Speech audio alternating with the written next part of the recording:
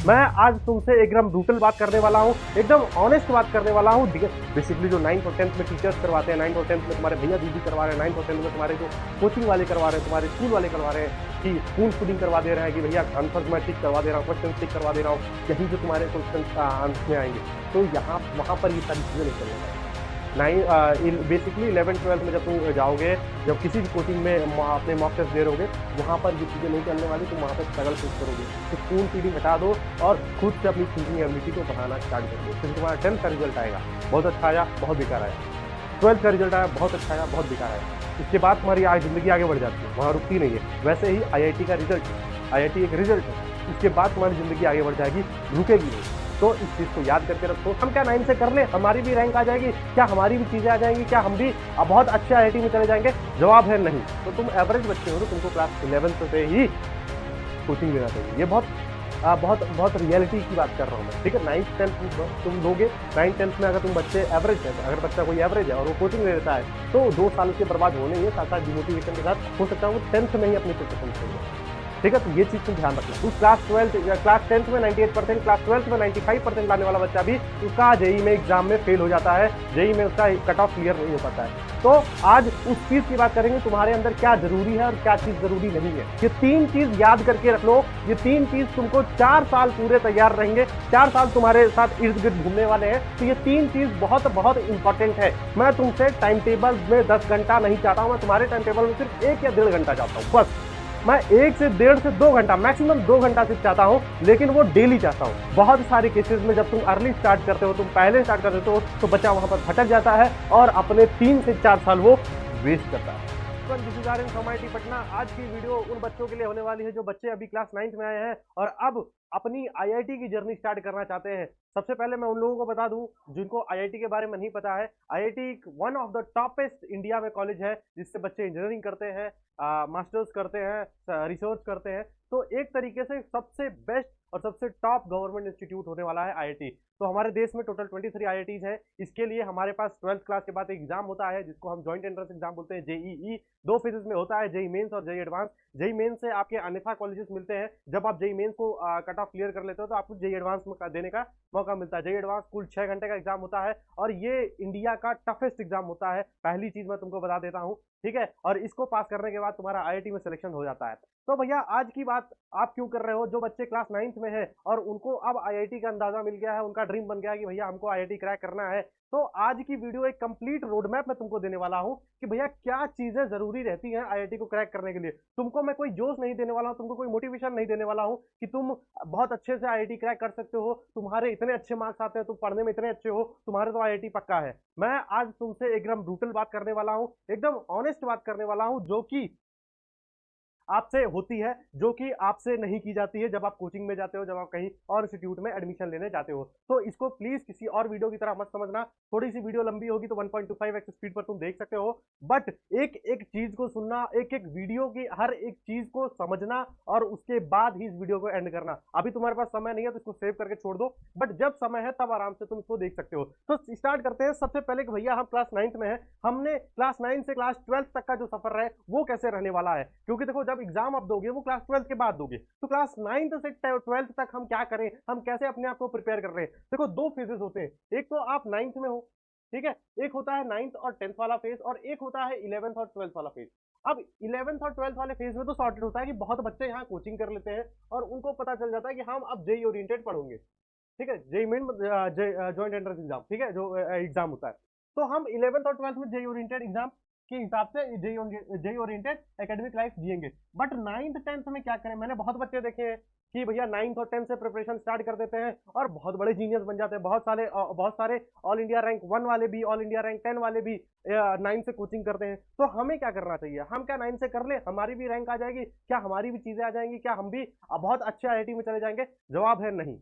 अगर आप कैपेबल नहीं हो तो आप नहीं जा सकते हो। क्लास 12th में 98% लाने वाला बच्चा भी, क्लास 10th में 98%, क्लास 12th में 95% लाने वाला बच्चा भी उसका जेई में एग्जाम में फेल हो जाता है, जेई में उसका कट ऑफ क्लियर नहीं हो पाता है। तो आज उस चीज की बात करेंगे, तुम्हारे अंदर क्या जरूरी है और क्या चीज जरूरी नहीं है, ठीक है। पहली चीज तो 2 फेजेस तुमको समझ में आ गए, 9th 10th और 11th 12th, इन दोनों फेजेस को कैसे टैकल करना है आज की वीडियो में मैं बताने वाला हूँ। ठीक है। तो आज मैं एक प्रैक्टिकल और नॉनसेंस जो नॉनसेंस नो नॉनसेंस वाला जो रोड मैप होता है, मैं तुमको एक नॉनसेंस वाला रोड मैप नहीं दूंगा भैया 9 से तुम कोचिंग कर लो और 12th में जाके एग्जाम दे दो। मैं तुमको ऐसा कुछ नहीं बताने वाला, ठीक है। और जेई लेवल तक का मैं चीज तुमको आज एक्सप्लेन करने वाला हूं। तो बढ़ते हैं आगे। सबसे पहली चीज मैं तुमको एक रियलिटी चेक देता हूं, जो मेरा पर्सनल एक्सपीरियंस है, जो मैंने खुद से किया था। अब मैं खुद बताऊं तो 9th-10th में मुझे बिल्कुल आइडिया नहीं था। मैंने 9th-10th में आईआईटी का नाम तो सुना था, बट आईआईटी का प्रिपरेशन के लिए मैंने पी भी नहीं सुना था। मैं 11th-12th में जाके मैंने प्रिपरेशन स्टार्ट कर की अपनी, ठीक है। तो रियलिटी चेक तुमको क्या मैं देने वाला हूँ। सबसे पहले कि IIT is not about hard work only. पहली चीज तो मैं तुमको बता दूं कि तो अगर तुम हार्ड वर्क करने वाले हो, तुम्हारा दिमाग बहुत तेज है, तो आईआईटी तुम्हारे लिए नहीं हो सकता। कभी कभी आईआईटी तुम्हारे लिए नहीं हो सकता है। दूसरी चीज, it's about consistency, clarity and problem solving ability. ये तीन चीज याद करके रख लो। ये तीन चीज तुमको 4 साल पूरे तैयार रहेंगे, 4 साल तुम्हारे साथ इर्द गिर्द घूमने वाले हैं। तो ये तीन चीज बहुत बहुत इंपॉर्टेंट है। क्या भैया? कंसिस्टेंसी, भैया क्लैरिटी, भैया प्रॉब्लम सॉल्विंग एबिलिटी। अब जो तुम 8th क्लास तक रखते हुए, कॉन्सेप्ट को रखते हुए आए हो, अब यहां पर चीजों को छोड़ दो। अब अगर तुमने सपना बड़ा देखा है, तो तुमको कुछ आदतें अपनी हटानी पड़ेंगी, कुछ आदतें अपनी दूर करनी पड़ेंगी। जिसमें सबसे पहली चीज है कि तुम्हें कंसेप्ट की क्लैरिटी आनी चाहिए। तुमको जो भी पढ़ाया जा रहा है, एटलीस्ट कुछ भी पढ़ाया जा रहा है, उसकी तुम कंसेप्ट क्लैरिटी रखो अपने मन के अंदर। ये तुम्हारे लिए सबसे इंपॉर्टेंट चीज होने वाली है। दूसरी चीज कंसिस्टेंसी। कंसिस्टेंसी का बोले तो कि भैया क्या होता है ना, कुछ लोग बच्चे मोटिवेशन देखकर, कोई मोटिवेशनल वीडियो देखकर 10 घंटे का टाइम टेबल बना लेंगे, 2 दिन 10 घंटे पढ़ेंगे, लेकिन अगले दिन से वो टाइम टेबल को गिरते हुए देखेंगे, वो टाइम टेबल को बर्बाद करते हुए देखेंगे। मैं तुमसे टाइम टेबल में 10 घंटा नहीं चाहता हूं, मैं तुम्हारे टाइम टेबल में सिर्फ 1 या 1.5 घंटा चाहता हूं, बस। मैं 1 से 1.5 से 2 घंटा, मैक्सिमम 2 घंटा सिर्फ चाहता हूं, लेकिन वो डेली चाहता हूं, वो कंसिस्टेंसी के साथ चाहता हूं। तुमको कंसिस्टेंसी डेवलप करनी पड़ेगी। अब क्लैरिटी तुमको रखनी पड़ेगी, और साथ में प्रॉब्लम सॉल्विंग एबिलिटी। पहले क्या था भैया, क्वेश्चन नहीं आ रहा, एक काम करो आप सॉल्यूशन बता दो। एक काम करता हूं मैं सॉल्यूशन देख लूं क्या, मैं एक काम करता हूं इसका आंसर देख लूं क्या, वो तुमको अब छोड़ना पड़ेगा। तुमको naturally problem solving ability develop करनी पड़ेगी। ये एक दिन में डेवलप हो जाएगा? नहीं भैया, आपके पास बतेरा समय है। 9th से लेकर 12th लगभग 4 साल है। तुम 4 साल में प्रैक्टिस करो। प्रैक्टिस बोले तो कि क्वेश्चंस नए नए देखो, उसको सॉल्व करने की मेहनत करो, उसमें अपनी जूझने की हैबिट डालो। तो उससे क्या होगा, तुम्हारी प्रॉब्लम सॉल्विंग जो एबिलिटी है वो डेवलप हो जाएगी, ठीक। दूसरी बात कि स्टार्ट अर्ली तो तुम कर रहे हो, तुम अर्ली स्टार्ट कर रहे हो, मतलब जल्दी तो स्टार्ट कर रहे हो, तो इससे क्या मुझे फायदा मिलेगा? एडवांटेज मिल सकता है, फायदा मिल सकता है। बट बहुत सारे केसेस में जब तुम अर्ली स्टार्ट करते हो, तुम पहले स्टार्ट कर देते हो, तो बच्चा वहां पर भटक जाता है और अपने 3 से 4 साल वो वेस्ट करता है, ठीक है। मैंने बहुत सारे केसेस देखे हैं जो अपने साल को वेस्ट कर रहे हैं, मैंने बहुत सारे केसेस देखे हैं। तो इसीलिए मैं तुमको बता रहा हूं, प्रैक्टिकली चीजें आज मैं तुम्हारे साथ डेवलप करने वाला हूं। तो सबसे पहले क्लास 9 की बात कर रहे थे। क्लास 9 तुम्हारा फाउंडेशन कोर्स है, तुम्हारे एक फाउंडेशन फेज में हेल्प करने वाला है। इसमें तुम्हें बेसिक्स याद करने पड़ेंगे, बेसिक्स समझने पड़ेंगे, और साथ ही साथ तुम्हारे अंदर कुछ क्यूरियोसिटी रहेगी कि भैया हमको फिजिक्स पढ़ने को मिलेगा, हमको मैथ्स पढ़ने को मिलेगा, आईआईटी का एग्जाम देने को मिलेगा, तो क्या क्या चीजें हैं। तो वो क्यूरियोसिटी अपने साथ थ्रू आउट दिस प्रिपरेशन रखना है तुमको। दूसरी चीज की सब्जेक्ट्स जो तुमको अभी से ध्यान रखने हैं कि तुमको मैथ्स पढ़ना है, तुमको साइंस पढ़ना है। साइंस में भी स्पेशली फिजिक्स और केमिस्ट्री। फिजिक्स का ध्यान जरूर देना, बच्चे फिजिक्स को छोड़ देते हैं due to numerical problem, due to graph, due to बहुत सारी ऐसी चीजें जो उनको समझ में नहीं आती, वो रट के चले जाते हैं। 9th-10th तो पार कर पाते हैं, बट जब 11th में जेई का प्रिपरेशन करने जाते हैं और 12th में जेई का प्रिपरेशन करने जाते हैं, तो उनको दिक्कत आती है वहां पर। तो तुम्हें फिजिक्स पर ध्यान देना पड़ेगा, तुम्हें फिजिक्स की कॉन्सेप्ट को रटना नहीं है, तुमको फिजिक्स के कॉन्सेप्ट को आराम आराम से प्यार प्यार से पढ़ना है। और तुम्हारे पास बहुत समय है, तुम्हारे पास बहुत समय है, कोई जल्दबाजी नहीं है, इस चीज का याद रखना, ठीक है। तो साइंस में तुमको केमिस्ट्री और फिजिक्स अच्छे से पढ़ना आना चाहिए, अच्छे से बेसिक्स वहां की कवर करो। दूसरी चीज कि बुक्स क्या पढ़े भैया। बहुत सारे बच्चे क्या होते हैं कि 9th से ही बुक्स, बहुत बड़े बड़े ऑथर्स की बुक ले आएंगे, बहुत सारी किताबें उठा के ले आएंगे। वो तुमको नहीं करना, सिंपली तुमको अपनी एनसीईआरटी करनी है। एनसीईआरटी जो कि मस्ट है, मैं तुमको बोलता हूँ, चाहे तुम बोर्ड दे रहे हो, चाहे तुम कोई और एग्जाम दे रहे हो, तुमको पहले एनसीईआरटी करना है। उसके बाद उसकी बेसिक रेफरेंस, जैसे कि मान के चलो मैथ्स के लिए तुम आर डी शर्मा कर सकते हो, फिजिक्स के लिए तुम एच सी अग्रवाल कर सकते हो, एच सी वर्मा कर सकते हो, sorry H C Verma sir की किताब कर सकते हो, ठीक है। और साथ ही साथ तुम अगर चाहते हो तो एचचांद के क्वेश्चन कर लो। तो ये बेसिक बेसिक चीजें हैं जो तुमको 10th बोर्ड में भी हेल्प करेंगी और तुम्हारे फाउंडेशन भी डेवलप कर देंगी, ठीक है। तो कोचिंग जो ओवरलोड है इसको हटा दो यार, कोचिंग लेने की जरूरत नहीं है, मेरे हिसाब से कोचिंग लेने की जरूरत नहीं पड़ती है। तुम बस अपने गोल को समझो कि गोल क्या है तुम्हारा, कि कॉन्सेप्ट को पढ़ना है, कॉन्सेप्ट को समझना है, और साथ ही साथ मगअप नहीं करना, मतलब तुमको रटना नहीं है चीजों को, ठीक है। आगे बढ़ते हैं। अब क्लास 9 की क्या स्ट्रैटेजी रहने वाली है? क्लास 9 की स्ट्रैटेजी के लिए सबसे पहले अगर मैथ्स की बात करें तो तुमको अलजेब्रा और ज्योमेट्री वाली यूनिट बहुत ढंग से पढ़नी आनी चाहिए। इसमें रटना नहीं है, बहुत सारी रटने वाली चीजें हैं इसमें। अलजेब्रिक आइडेंटिटीज तुम रट लेते हो, तुम क्वाड्रेटिक इक्वेशन को समझते नहीं हो, बस रट लेते हो। तुमको आ जाता है कि भाई जब हमको क्वाड्रेटिक इक्वेशन सॉल्व करना था, ग्राफ्स के साथ तुमको क्वाड्रेटिक इक्वेशन कैसे बन रही है, ग्राफ्स के क्वाड्रेटिक इक्वेशन, एक क्वाड्रेटिक इक्वेशन का ग्राफ कैसा बनेगा वो तुमको आना चाहिए। मतलब तुम्हें कॉन्सेप्ट क्लैरिटी आनी होनी चाहिए। सेम चीज ज्योमेट्री में भी वही चीजें लागू होती है। तुमको ज्योमेट्री में चीजों को रटना नहीं है, तुमको ज्योमेट्री में चीजों को समझना नहीं है। भैया एनसीईआरटी के क्वेश्चन हम रट लेंगे, हमारा एग्जाम हो जाएगा, तो वो तुमको फिर हेल्प नहीं करने वाला। दूसरी चीज कि बेसिक फिजिक्स तुमको स्टार्ट करना पड़ेगा। बेसिक फिजिक्स लॉजिक बोले तो जो तुम्हारी मैकेनिक्स होती है, मतलब मोशन, तुम्हारा फोर्स, तुम्हारा वर्क और एनर्जी। अब तो वर्क और एनर्जी का थोड़ा सा चीजों को हटा दिया गया 9th वाले सिलेबस में, सीबीएसई वाले सिलेबस में, बट तुम्हें बेसिक मैकेनिक्स आनी चाहिए। मतलब मोशन, फोर्स, वर्क एनर्जी, जब पुली सिस्टम पढ़ाया जाएगा तो वो सारी चीजें तुम्हें वहां पर खत्म करनी है। दूसरी कि 1 से 2 घंटा पढ़ो बस सेल्फ स्टडी। 1 से 2 घंटा सेल्फ स्टडी मैं बोल रहा हूँ, 10 घंटा पढ़ने की जरूरत नहीं है, 7 घंटा पढ़ने की जरूरत नहीं है। 1 से 2 घंटा डेली कंसिस्टेंसी के साथ पढ़ो। और हैवी जेई कोचिंग की जरूरत नहीं है, मैं तुमको बार बार बोल रहा हूँ, ठीक है। हैवी कोचिंग की जरूरत बिल्कुल नहीं रहने वाली तुमको, ठीक है, अनलेस अंटिल तुम्हारे पास बहुत बड़ा वो ना हो, बहुत बड़ा गोल ना हो कि यार हमको ये करना ही है, हमको ऑल इंडिया रैंक 1 लानी है। अगर बेसिक डिसेंट सी चीज चाहते हो तो आराम से पढ़ाई करो, 9th-10th अपनी बर्बाद मत करो। आराम से अपने साथी लेकर चलो जो 9th-10th में पढ़ रहे हो, उसी को थोड़ा पॉलिश करते चलो, उसी चीजों को थोड़ा सा अपग्रेड करते चले जाओ। आराम से 11th-12th भी पूरी हो जाएगी, 12th के बाद तुम्हारा जेईई मेंस हो जाएगा, जेईई एडवांस हो जाएगा। अब क्लास 10th की बात करते हैं। क्लास 10th में तुम्हारा जो तुमने बेसिक्स पढ़ा था क्लास 9th में, तुमने जो फाउंडेशन करी थी वो एक तरीके से स्ट्रेंथिंग फेज है। मतलब वहां पर तुमको चीजों को थोड़ी सी मजबूत करनी पड़ेगी। मजबूत करने के लिए क्या करना पड़ेगा कि स्पीड बढ़ानी पड़ेगी प्रॉब्लम सॉल्विंग की, एक्यूरेसी बढ़ानी पड़ेगी प्रॉब्लम सॉल्विंग के लिए। कि पहले क्वेश्चन के आंसर गलत हो जाते थे, अब तुमको कोशिश करना है कि क्वेश्चन के आंसर गलत ना हो।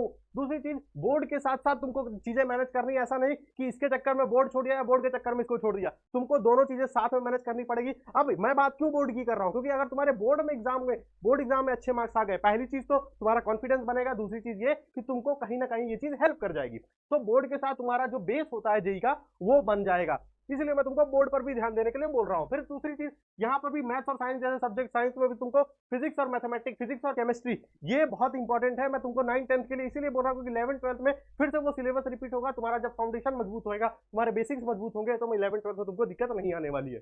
फिर इसमें अगर बुक्स की बात करें तो एनसीईआरटी, एग्जाम्पलर और previous year question. Previous year question बोले तो कि यार तुम्हें बोर्ड के प्रीवियस ईयर क्वेश्चन लगाने हैं, बस सिंपल सी बात ये है, ठीक है। बोर्ड के प्रीवियस ईयर क्वेश्चन, हालांकि उसका कोई लेना देना नहीं है, बट हाँ कभी कभी बोर्ड के क्वेश्चन जैसे याद करो, अगर तुम 10th में जाओगे तो एक रेजिस्टेंस का सवाल आता है। एक पाइप दी गई है या एक वायर दिया गया है जिसका एल लेंथ का, इसका डायमीटर, जिसका एरिया ए है। जब उसकी पाइप को स्ट्रेच किया जाता है, मतलब लेंथ डबल करी जाती है, एरिया छोटा हो जाता है, तो उसके रेजिस्टेंस में क्या फर्क पड़ेगा, वो सीबीएसई का क्वेश्चन है। और साथ ही साथ जेईई मेंस का भी क्वेश्चन, जेईई मेंस में हूबहू वही क्वेश्चन आता है। तो बात यहाँ पर क्वेश्चन की नहीं है कि तुमको क्वेश्चन रखना है, बात यहाँ पर यह है कि तुम्हारे कॉन्सेप्ट यहाँ वाले वहां यूज होंगे, ठीक। दूसरी चीज यहाँ पर क्या तुम्हारा गोल रहना चाहिए कि स्ट्रॉन्ग फाउंडेशन रहे, स्ट्रॉन्ग कमांड रहे, कि कॉन्सेप्ट और साथ ही साथ डिसिप्लिन अपने मेंटेन करके रखे हो, अपनी कंसिस्टेंसी मेंटेन करके रखे हो, ठीक है। अब बात करते हैं भैया कि क्लास 10th की क्या स्ट्रैटेजी रहने वाली है। क्लास 10th की स्ट्रैटेजी के लिए सबसे पहले आपको मास्टर करना है NCERT line by line, specially chemistry. Chemistry में कार्बन एंड कंपाउंड वाला चैप्टर बहुत इंपॉर्टेंट है। जब आगे तुम वैलेंसी पढ़ोगे, जब आगे तुम केमिकल बॉन्डिंग 11th में पढ़ोगे, तो वहां पर बहुत हेल्प करने वाला। तो याद करो यार, एनसीईआरटी को तो लाइन बाय लाइन पढ़ना ही पढ़ना है। साथ ही साथ स्टैंडर्ड बुक सॉल्व करना स्टार्ट कर दो। बोले तो आर डी शर्मा मैथ्स के लिए, एच सी वर्मा सर की किताब फिजिक्स के लिए तुम वहां पर सॉल्व कर सकते हो, ठीक है। केमिस्ट्री के लिए तुम कोई किताब उठा सकते हो, स्टैम्प से केमिस्ट्री सॉल्व कर सकते हो। और थोड़ा सा जेईई का एक्सपोजर लेना है, पूरी प्रिपरेशन नहीं करनी, थोड़ा थोड़ा जेईई का एक्सपोजर लेना है। एक्सपोजर बोले तो कि आपको थोड़ी सी रिसर्च करनी है कि 10th के कौन से कॉन्सेप्ट हैं जो 12th के फिजिक्स कॉन्सेप्ट में आते हैं, 12th के मैथमेटिक्स कॉन्सेप्ट में आते हैं, तो वो चीजें समझनी है। डायरेक्ट कभी कभी इलेक्ट्रोमैग्नेटिज्म से क्वेश्चन उठ के चला जाता है, डायरेक्ट कभी कभी आपकी रे ऑप्टिक्स, जो कि आप लाइट में पढ़ते हो, जो कि आप फिजिक्स में आप जब पढ़ते हो ना, लाइट रिफ्लेक्शन और रिफ्रैक्शन, वो 12th में तुमको रे ऑप्टिक्स करके एक चैप्टर होता है, उसमें कुछ कॉन्सेप्ट यूज आते हैं, जैसे कि जो स्लैब होता है, टोटल इंटरनल रिफ्लेक्शन होता है, ठीक है। जब तुम्हारा रिफ्रैक्शन होता है, तुम्हारा रिफ्रैक्शन थ्रू लेंसेज होता है, लेंस को कट कर दिया जाता है, उसकी फोकल लेंथ पे क्या इंपैक्ट पड़ता है, तो वो सारी चीजें हूबहू तुम्हारी 12th में भी चीजें होती हैं। तो वहां पर तुमको एक बेसिक एक्सपोजर लेना है, ज्यादा नहीं, थोड़ी अपनी तरफ से रिसर्च करनी है, ठीक। दूसरी चीज कि बोर्ड को बैलेंस करते चलना है, इसके चक्कर में बोर्ड मत छोड़ देना और बोर्ड के चक्कर में इसको मत छोड़ देना। मैं बार बार ये बात बोल रहा हूँ, ठीक है। और कॉन्सेप्ट की क्लैरिटी तो रखना ही है। मैं कॉन्सेप्ट क्लैरिटी यहाँ पर रटने वाला कोई भी चीज नहीं चलने वाला है, पर तुमको पहले ही बता दे रहा हूँ। अब बात करते हैं भैया कि सबसे बड़ा मिथ है कि कब हमको कोचिंग स्टार्ट करनी है। हमको कोचिंग कब स्टार्ट करनी है? पहली चीज, तुम अपने आप से सोचो, तुम अपने आप से पूछो कि क्या तुम एवरेज बच्चे हो? क्या तुमको चीजें थोड़ी लेट समझ में आती है? क्या चीजें तुमको धीरे समझ में आती है? क्या चीजों के लिए तुमको थोड़ा ज्यादा मेहनत करना पड़ता है? तो तुमको क्लास 11th से स्टार्ट करनी चाहिए कोचिंग। मैं क्यों बोल रहा हूँ? क्योंकि देखो 9th और 10th में जो प्री फाउंडेशन लेवल पर होता है, पहले एनटीएससी का एग्जाम होता था, ठीक है, तो उसके लेवल की जब पढ़ाई होती है तो बच्चा वहां पर डिमोटिवेट होता है, स्पेशली जब वो बच्चा एवरेज हो, जब बच्चा को कंसेप्ट समझ में नहीं आता, ठीक है। तो तुमको 11th से पढ़ना है। क्या होगा, क्योंकि 11th का सिलेबस भी सेम रहेगा, 11th का जो सिलेबस रहेगा वही तुम्हारा आईआईटी का सिलेबस रहेगा, ठीक है। यहाँ पर तुमको एक्स्ट्रा कुछ चीजें पढ़ने की जरूरत नहीं पड़ेगी, थोड़े से कंसेप्ट बढ़ जाएंगे, थोड़ी सी प्रॉब्लम सॉल्विंग बढ़ जाएगी, बट तुमको वहां पर डिमोटिवेशन फील नहीं होगा। तो तुम एवरेज बच्चे हो तो तुमको क्लास 11th से ही कोचिंग लेना चाहिए। ये बहुत बहुत बहुत रियलिटी की बात कर रहा हूँ मैं, ठीक है। 9th 10th तुम लोगे, 9th 10th में अगर तुम बच्चे एवरेज है, अगर बच्चा कोई एवरेज है और वो कोचिंग ले लेता है तो 2 साल उसके बर्बाद होने ही है, साथ साथ डिमोटिवेशन के साथ हो सकता है वो 10th में ही अपनी प्रिपरेशन छोड़ दे, ठीक है। तो ये चीज तुम ध्यान रखना। दूसरी चीज कि अगर तुम सीरियस हो, अगर तुम सीरियस हो और डिसिप्लिन होगे, मतलब तुम्हारे अंदर डिसिप्लिन बन सकता है कि हाँ भैया अगर आपने बोला है 2 घंटे पढ़ने के लिए तो मैं 2 घंटे पढ़ सकता हूँ, तब तुम स्टार्ट कर सकते हो 9th और 10th से। तब तुम क्या कर सकते हो, स्टार्ट कर सकते हो 9th और 10th से। बट यहाँ पर मैंने कंडीशन क्या रखी कि तुम डिसिप्लिन हो, डिसिप्लिन हो, तुम 10th के बोर्ड के चक्कर में वो चीज नहीं छोड़ोगे, तुम अपनी साल नहीं बर्बाद करोगे, तब तुमको कोचिंग लेना चाहिए, अन्यथा तुम्हें कोचिंग 11th से ही स्टार्ट करना है, ठीक है। दूसरी चीज कि अगर तुमको सिर्फ क्राउड फॉलो करना है, तो भीड़ फॉलो करना कि भैया फलाने का लड़का ऐसा है कि ये काम करता है, वो 9th से ही प्रिपरेशन स्टार्ट कर दे रहा है आईआईटी की, वो बहुत हवा बना के रखा है, तब स्टार्ट मत करो, तब तुम स्टार्ट मत करो। अगर किसी को फॉलो कर रहे हो तब तुम स्टार्ट मत करो। अपनी कैपेबिलिटी समझो कि तुम एवरेज बच्चे हो, तुमको 11 से करना चाहिए, तुम डिसिप्लिन बना सकते हो अपने अंदर, तुम चीजों को बढ़िया से समझ रहे हो, तुम्हारे अंदर तुम घबराते नहीं हो कि अगर थोड़ी सी हाई लेवल की चीज आ जाए तो तुम 9th 10th में अपने पर खोल दो, तुम अपने बस निपट जाओ। तो वो अगर तुम्हारे पास नहीं है, वो तुम्हारे पास चीजें वो नहीं है, तुम अपने आप को कंट्रोल कर सकते हो, तब तो तुम कोचिंग करो। बट कोचिंग अगर तुम्हारे अंदर ये सारी चीजें की कमी है, तुमको घबराने लगता है, तुमको डर लगने लगता है भैया 12th का बोर्ड 10th का बोर्ड है, कैसे करूंगा, इन्हीं सब में मेरा दिमाग चला जा रहा है, इन्हीं सब में मेरा टाइम चला जाता है, तब आराम से 11th से स्टार्ट करो। बस 9th 10th में तुमको अपनी वो फेज मजबूत करनी है, तुमको अपनी कॉन्सेप्ट को ब्रश अप करना है बस, ठीक है। और बाकी अगर तुम किसी को फॉलो कर रहे हो, बेसिकली किसी क्राउड को फॉलो कर रहे हो, तब तुम 9th से मत स्टार्ट करो, अर्ली स्टार्ट करने का कोई मतलब नहीं है। क्यों? क्योंकि 9th और 10th में इतना गंदा डिमोटिवेशन आता है, इतना गंदा डिमोटिवेशन आता है ना कि तुम अपनी प्रिपरेशन 11th में जाने से पहले ही छोड़ दोगे, इतना गंदा मोटिवेशन आता है, डिमोटिवेशन आता है, ठीक है। तो ये तो बात हो गई, बहुत बहुत बहुत ही रियलिटी के साथ मैंने तुमको बता दिया है कि तुमको कब कोचिंग अपनी करनी चाहिए, बहुत ही रियलिटी के साथ, ठीक है। अब एक और कंसेप्ट आता है कि भैया ऑनलाइन कोचिंग करें या ऑफलाइन कोचिंग करें। अब ऑनलाइन और ऑफलाइन कोचिंग के एडवांटेज और डिसएडवांटेज बता सकता हूँ। मान लो तुम 9th से ही कोचिंग करने बैठ गए, ठीक है, तो फिर तुमने अगर डिसीजन बना लिया कि तुमको कोचिंग करना है, तो यहाँ पर एक प्रॉब्लम आती है कि भैया ऑफलाइन करना है या ऑनलाइन करना है। तो दोनों चीज मैं तुमको बता देता हूँ कि पहली, अगर ऑफलाइन कोचिंग करते हो तो यहाँ पर डिसिप्लिन बढ़िया बनता है। डिसिप्लिन बोले तो कि रोज टीचर तुमको डांटेगा अगर तुम क्लास में नहीं आओगे, ठीक है, रोज टीचर तुमको डांटेगा अगर तुम होमवर्क करके नहीं आओगे, रोज टीचर तुमको डांटेगा कि अगर तुम्हारे कॉन्सेप्ट नहीं समझ में आ रहे, तुम्हारे मार्क्स कम आ रहे टेस्ट में, तो वहां पर डिसिप्लिन अच्छा बनता जाएगा, ठीक है। साथ ही साथ पीयर कंपटीशन, पीयर कंपटीशन बोले तो कि वहां के बच्चे जब साथ में रहेंगे तब तुम वहां से कुछ सीखोगे, वहां से कंपटीशन सीखोगे। मतलब बेसिकली क्या होता है ना कि हवा बना के रखा है कि यार किसी के साथ कंपेयर मत करो, बट मैं तुमको बताता हूं कि तुमको कंपैरिजन करना है, साथ अपने पीयर से कंपैरिजन जरूर करना है। जब तुम 12th के बाद जेई में जाओगे, इंजीनियरिंग में करने जाओगे, तब वहां ये बहुत इंपॉर्टेंट होता है कि तुम अपने पीयर्स को कंपीट कर रहे हो कि नहीं कर रहे हो। अगर नहीं कर पा रहे हो तब ऑलरेडी तुम बहुत ही एवरेज बच्चे हो, ठीक है जी। तो यहाँ पर तुमको ऑफलाइन में ये चीजें एडवांटेज मिल जाती है, बट यहाँ पर वही चीज है कि तुमको फीस थोड़ी सी महंगी हो जाती है, फीस थोड़ी सी बढ़ जाती है। साथ ही साथ तुम्हारा जो भटकने का जो वो है कि तुम यहाँ पर भटकने के जो चांसेस है वो बढ़ जाते हैं। बोले तो मान लो कोई बच्चा, कोई दोस्त मिल गया ऐसा जो थोड़ा सा याद हो, तुम गए शाम को, तो 9th 10th तुम्हारा बर्बाद, ठीक है।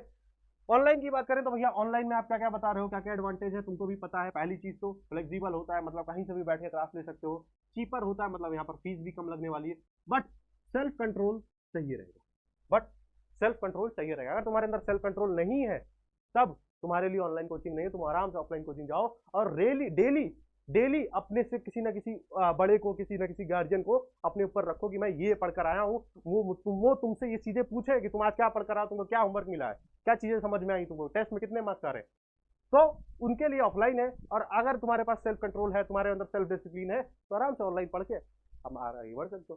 ठीक है। और एक और मिथा और भी है कि भैया एक काम करते हैं ना, मैं तुम्हारे लिए एक बहुत बढ़िया एग्जाम्पल देता हूँ कि तुम्हारे पास 4 साल है कि तुम 9th पढ़ो, तुम 10th पढ़ो, तुम 11th पढ़ो, और तुम 12th पढ़ो। मैं वहां पर यहाँ पर ये उन बच्चों की बात कर रहा हूँ जो कोचिंग लेना चाहते हैं। ठीक है। अगर तुम डिसिप्लिन को बना सकते हो, अपने डिसिप्लिन को बना सकते हो, तो तुम्हारे लिए बेस्ट होता है कि तुम यहाँ पर ऑनलाइन ले लो, और 11th 12th में बेस्ट होता है कि तुम ऑफलाइन ले लो। सबसे अच्छी चीज होती है, सबसे बढ़िया चीज। यहाँ पर तुम अपने बोर्ड को भी मैनेज कर सकते हो। ठीक है। तुम यहाँ पर अपने फाउंडेशन को भी बना सकते हो। ठीक है।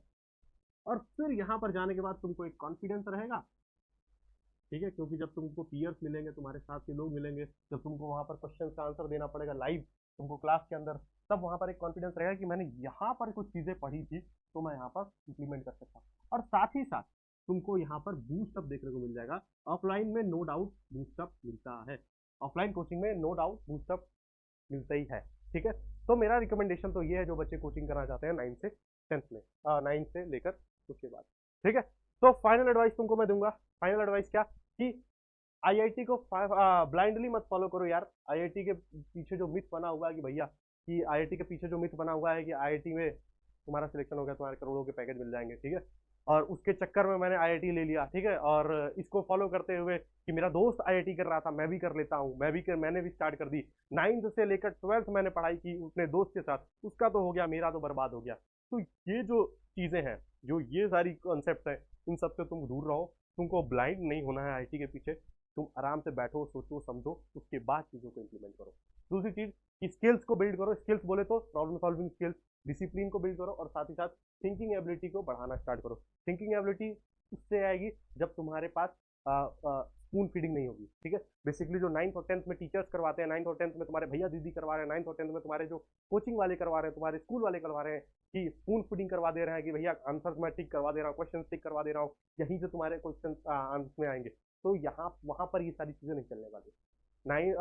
बेसिकली 11th 12th में जब तुम जाओगे, जब किसी भी कोचिंग में अपने मॉक टेस्ट दे रहोगे, वहां पर ये चीजें नहीं चलने वाली। तुम वहां पर स्ट्रगल फेस करोगे। तो स्पून फीडिंग हटा दो और खुद से अपनी थिंकिंग एबिलिटी को बढ़ाना स्टार्ट कर दो। दूसरी चीज कि आईआईटी का रिजल्ट है, आईआईटी एक रिजल्ट है, गोल नहीं है। पहली चीज मैं तुमको बता रहा हूँ, आईआईटी को गोल मत बनाओ, आईआईटी को एक रिजल्ट की तरह रखो। रिजल्ट बोले तो भैया, जैसे तुम्हारा 10th का रिजल्ट आएगा, बहुत अच्छा आया, बहुत बेकार आया।